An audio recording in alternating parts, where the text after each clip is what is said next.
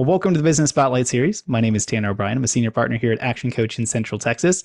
And today I am joined by Reuben Abootorabi, the CEO and co-founder of the Austin Agency. Very excited to be jumping into some conversation here. Reuben, thank you so much for just taking the time to sit down with me, have some conversation. Very much looking forward to it here. If I could, I'm just going to hand it over to you for just a couple minutes. Give us just a brief background of yourself and tell us a little bit about the Austin Agency and what y'all do. Absolutely, Tanner. First of all, great to be with a fellow Texan. I was in Texas for 16 years. Love Austin. Love your part of the country. I think I'm the only one who migrated from Texas to California. So I was just trying to put my finger in that plug, taking one for the team. I took one for the team. No, I'm kidding. I love LA. I love San Francisco. I love my new state.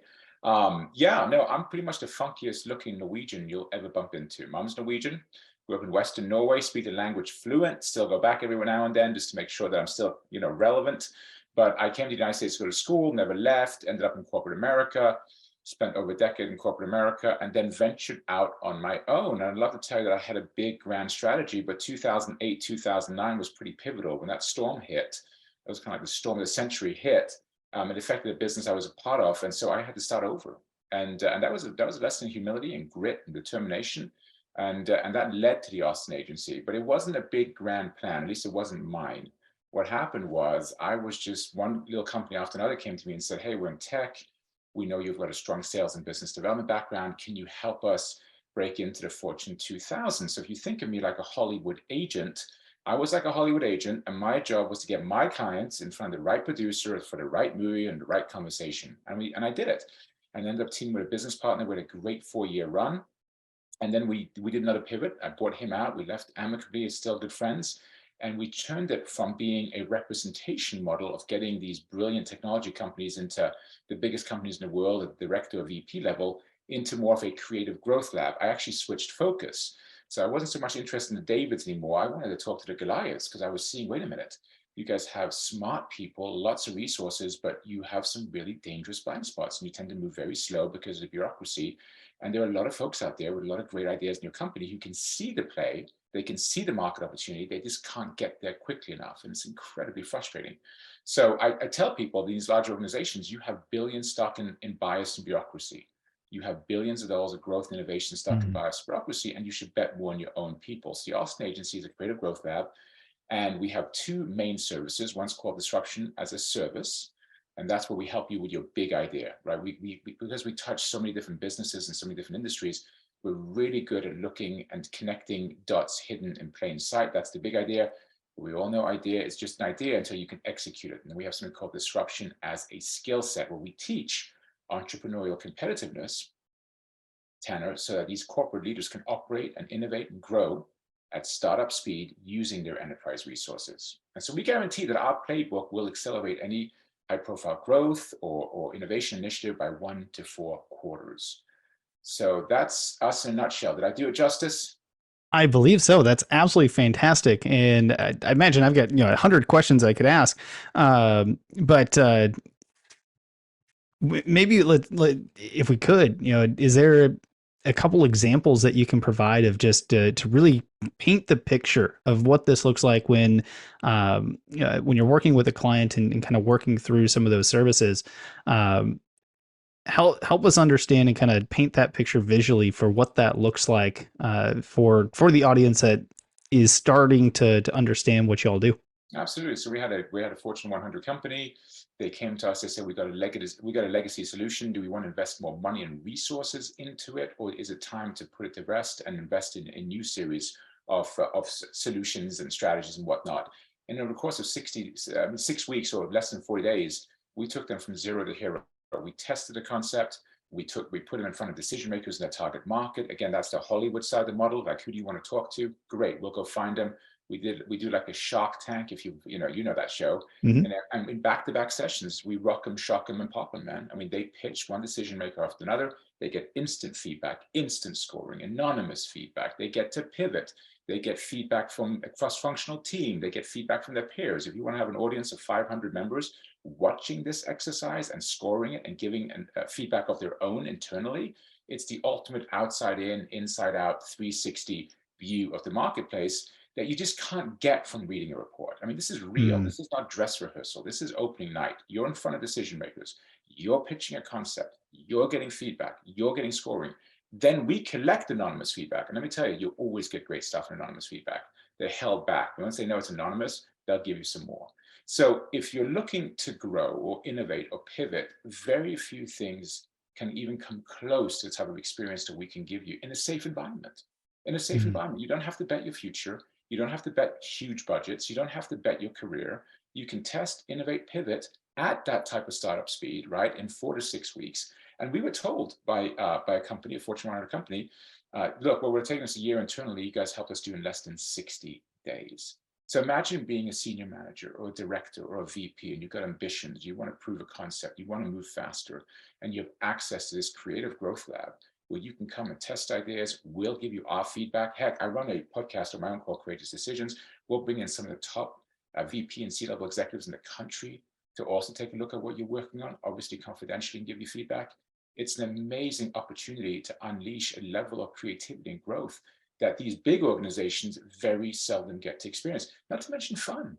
I mean, not to mention a heck of a lot of fun, man. It's fun when you're feeling every body blow. You're in the mix. You're mixing it up. You know, this empowerment. And the younger generations, Tanner, as you know, millennials and Gen Z, they're going to demand a different way of doing business. So Mm. you can have both worlds. You can have the discipline of like, this is your job and your day-to-day job, but also give them opportunity to be part of creating, be part of developing and coming up with strategy years ahead of where they would be. And I was talking to a director of strategy at a $20 billion manufacturing conglomerate. They have a huge aerospace division. Now, historically, they've never had problems hiring aerospace engineers. Guess what? You got SpaceX and you got Virgin Galactic. You got all these other options where like a 100-year-old, $20 billion manufacturing company, it's not as sexy anymore, right? It's not as cool. You want to work on the cool stuff. And I said, well, I get that, but wouldn't it be a pretty compelling picture if you could tell them, hey, in less than a year, you're going to be part of a red team, a revenue red team. You're going to be pitching to the actual C-suite. Your ideas are going to be heard.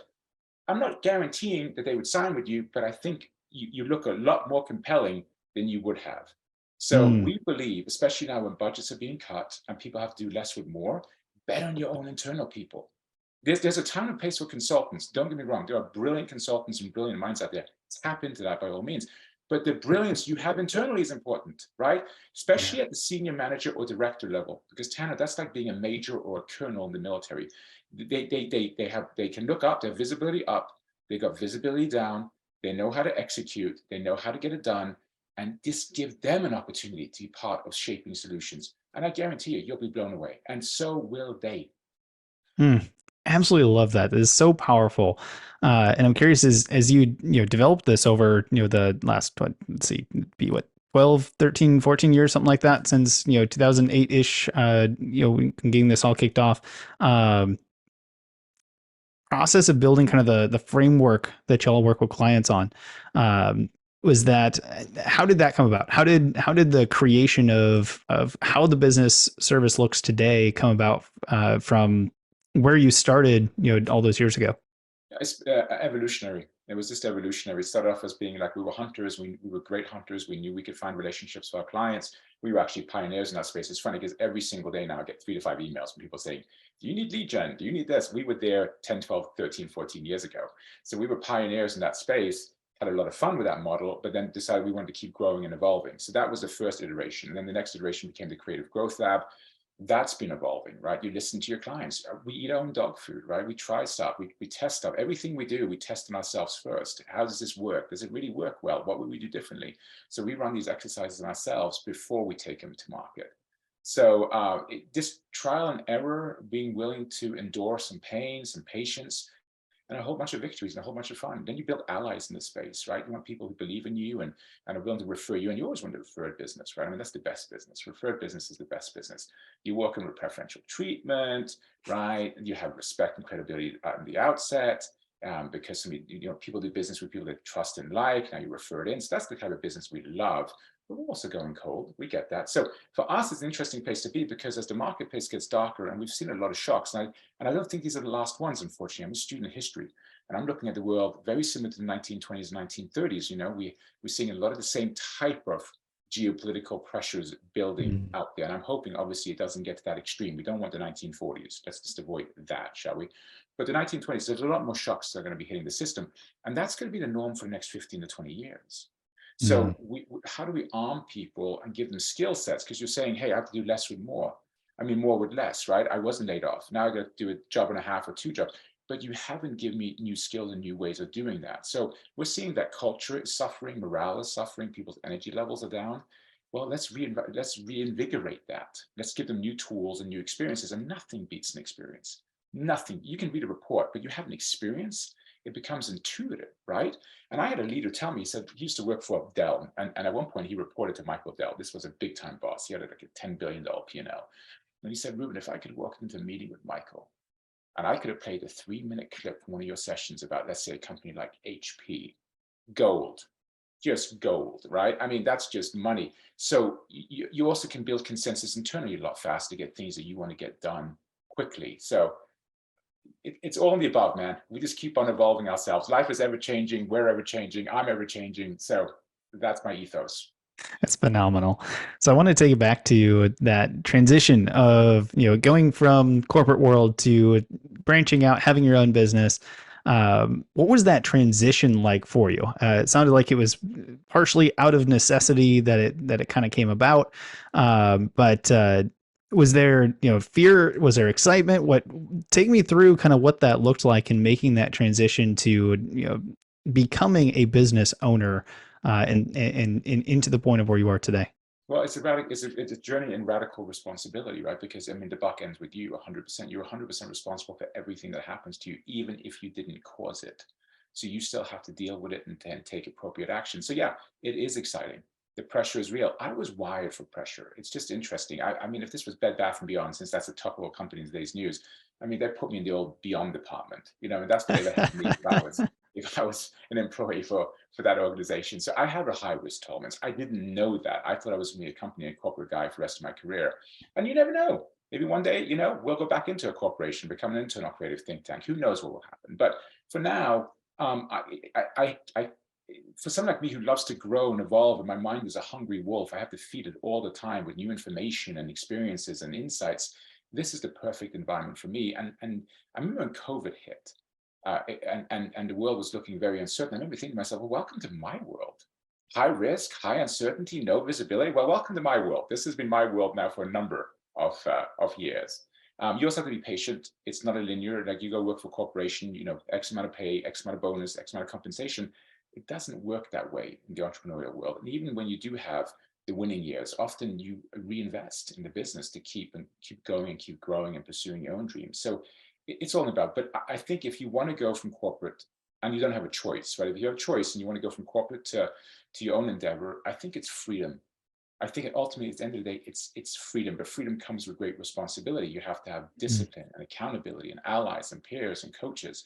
So there's a whole ecosystem around it. So when people say like, we should become a nation of entrepreneurs, are you nuts? Like, no, we want everything, right? We need strong corporations, which is why I love working with the big guys. We need strong entrepreneurs, but we also need a class of intrapreneurs. And there's also now VCs in the Valley, for example, super interesting business model. I was talking to one maybe a month or so ago, whereby they will, if you have a business idea internally in a big organization and you have a paying client, but the organization says, hey, this thing is $30 million. We need it to be $1 billion. We'll get there in 5 years. We don't have 5 years. You can now spin that out. They'll provide funding and financing for that, give the corporation a stake in the ownership, give the entrepreneur an opportunity to be CEO of their own company, and come out funded. So it's not like it used to be. There are some really interesting transitionary financial vehicles that you can use. With that being said, we also know that the finances on the street have dried up quite a bit. It's a lot more, it's tougher. I think that's a good thing. I think it's going to actually lead to a new breed of entrepreneur, a much more aggressive breed of entrepreneur who's about growth, who's about profitability. I think we had a run of faux capitalism, if I'm being honest with you, where it's like you're being rewarded as if you built a company that generated profits, that generated revenues and profits. That just wasn't the case. And there's all kinds of negative social context with that, because if that's the case, it breeds a certain level of arrogance, contempt, and also puts pressure on the local economies, the housing markets, for example, rental markets. Local people can't afford to stay in their towns. That's a problem.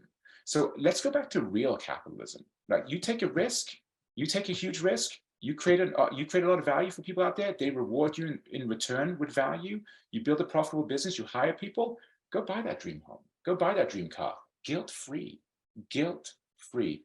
But that requires risk and that requires, no plan B. And I'm a big believer in the no plan B concept. If you're going in, go in. Because if you have a plan B, you're going to take it. I can't tell you how many times, man, if I had a plan B, sometimes not having options in life, Tanner, is awesome. I'm not saying it's comfortable. I'm not saying it's comfortable, but no plan B. And I think especially now, be clear about what you're risking, go all in and let it rip. Mm, I love that. The old saying of, burn the ships, and Yeah, there is no plan B. I remember I'm originally from Iowa and moved down here to Austin in 2018. Took a different job, all that kind of stuff, and I remember that having that thought in my mind of like, what if it doesn't work? yeah. And one of the best things that I was ever told is my dad actually told me this. He's like, hey, but what if it does? Like, Simple truth, oh, right? Simple truth. I love simple truth. And your dad's 100% right. And also, you're going to have some dark nights of the soul. One of the best pieces of advice I ever got was, hey, you can make the right decision and still be second guessing it after you made it. Like, they're not mutually exclusive. Made the right decision, never look back. That's not for me anyway. And it's not for a lot of leaders I deal with. You know it's the right decision. But you're still second guessing it. Still, that fear, doubt, and insecurity can come up. And you need ways to channel that fear, doubt, and insecurity. So build people around you. And you also need to look at your constituents in your life. Are you married? Do you have a serious partner? Are they on board? Because if they're not on board, that's a big problem. That's going to cause a lot. You can't fight a two-front war, man. You can't have a war at home and a war in the marketplace. The other thing I would say is ask yourself this question. When was the last time you did anything for a long period of time with no immediate gratification? No to little immediate gratification. Use that as a benchmark. I've never done that before. Okay, well, maybe you want to join somebody else's startup and just get a taste of it before you run out there and do your own. I'm not trying to discourage anyone. You got the dream? Man, I love the dream. Go do it. If you've got the guts to do it, take the risk, own it, go all in. But there are some ways you can mitigate and test to see, well, what is my aptitude? And I'll also say this, the grass is not necessarily green on the other side. It's just a different set of highs and lows. You're working in mm, corporate America, you're a director, VP, some great highs, some lows. You're an entrepreneur, some great highs, some great lows. It's just different. So what different do you want? mm. I like that. That is so powerful. And you had mentioned, a little bit ago, the journey is almost never linear, right? And Right. there is ups and there's downs and there's things like that. So I'm curious on your journey. Has there been any, we'll call them memorable roadblocks or hurdles that really came up for you that by overcoming them has helped you become who you are today? Absolutely. One was in the realm of I'm in the recovery world. So that was for me. I lost 100 pounds.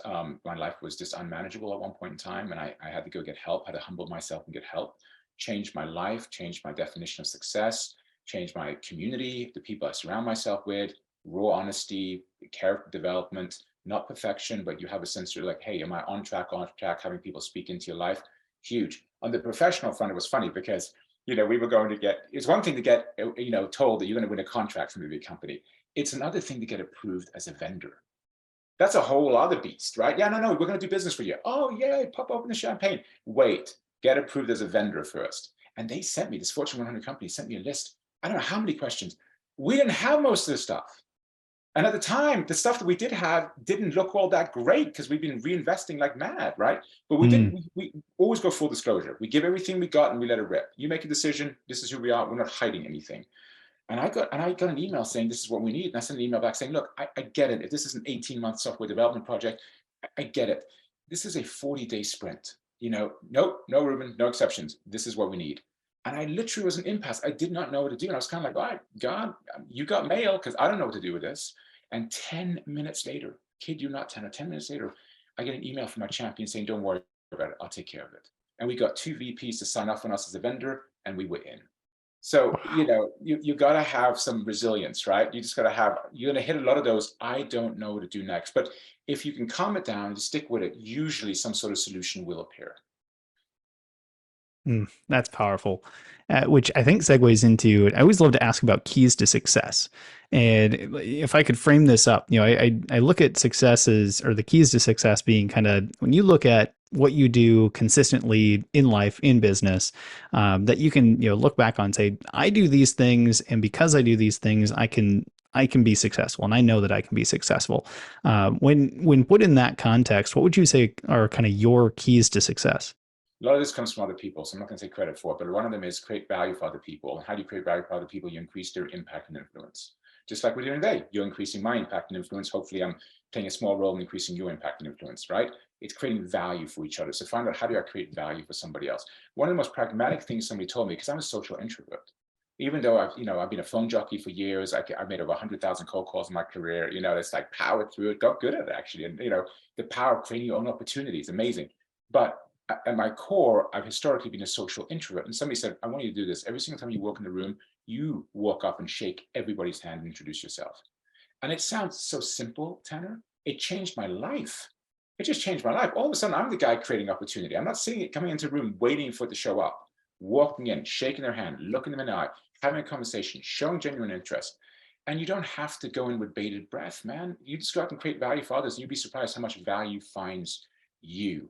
And I would say the third thing is silence is golden. A lot of people, when you walk in the room, they just want to talk and they're competing. Sit back, listen, process. Last one to speak usually has some of the best things to say. So listen, take your time, slow down the game, and then come out with some pearls. I absolutely love those. I wrote all three of them down because I'm totally going to steal a couple of those as we Please move do. forward Let me here. know how they work for you. Let me know. Keep me posted. Absolutely.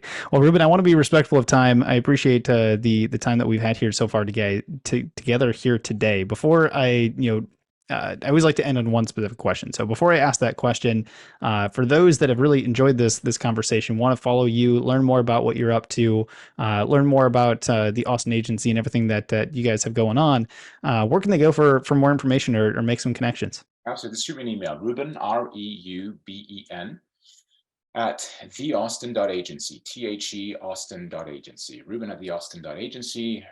Theaustin.agency is our website. We're updating that. You can go to my LinkedIn profile, Reuben Abootorabi on LinkedIn. Lots of different ways to find me. And I'm always up for a good conversation. I'm more into like, hey, let's just talk. If you're interesting, I'm always interested in getting to know you a little bit. So the barrier, we don't create a lot of hurdles to have interesting conversations with smart people. Love that.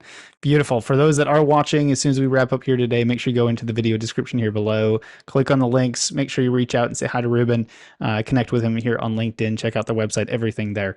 So I'll make sure that all of that here is in the description here below. But Ruben, as we wrap up our conversation here today, I always love to finish off with this final question. What is most inspiring to you today? No plan B. Let it rip, man. Life is too short. Just go for it. Somebody told me one of my favorite quotes. This is a new one for me, but I love quotes, man. If you ever get simple quotes, send them my way. I'm a big quote guy. And he just said, "You're not thinking, you're just being logical. You're not thinking, you're just being logical. Hmm. Creativity. This is going to be for a lot of companies. It depends how you view this series of challenges we're going to go through the next couple of years, because there's going to be some ugly news coming out there. But that doesn't mean you can't thrive and you can't be prosperous. So you've got two choices to make. Either this is going to be the best years of my life, or they're going to be the worst. If they're going to be the best years of my life, well, how do I turn them into the best years of my life? What do I need to do to win? How do we think differently? What options do we have? What currency do we have? People think currency is only cash. No, man, you might have favor. You might have relationships. You might have insights, right? You started a podcast. I started a podcast, reaching amazing people. What's your currency right now? And how do you stretch and how do you empower your teams? The people, the leaders that can truly empower their teams and give away control and help them create are the ones that are going to come out winners. But there's no reason why the next 2, 3, 4 years can't be the most prosperous and fun years of your life. And I think, my friend, that's what we're going to look back on when we're 85 years old. God willing, we make it that long, right? It's not I sat watching Netflix and watched The Crown, which, by the way, is a pretty good show. And having been born in the UK is a good show. It's the hard stuff. That's when, like, I overcame some challenges and I came out stronger. And a whole bunch of us are going to come out stronger and be more free to help other people. Blessed to be a blessing, blessed to be a blessing. Absolutely love it. Ruben, this has been a genuine pleasure. I absolutely love everything that we've discussed. I know we could probably sit here and chat for another 30, 40, 50 minutes if we really could had the time to do so. So I appreciate you taking the time. It's been fun to hear your journey and all of the amazing things that y'all are up to over at the Austin Agency. Thank you so much for taking the time to be here with me today. Likewise, Tanner. Thanks for the opportunity. Cheers.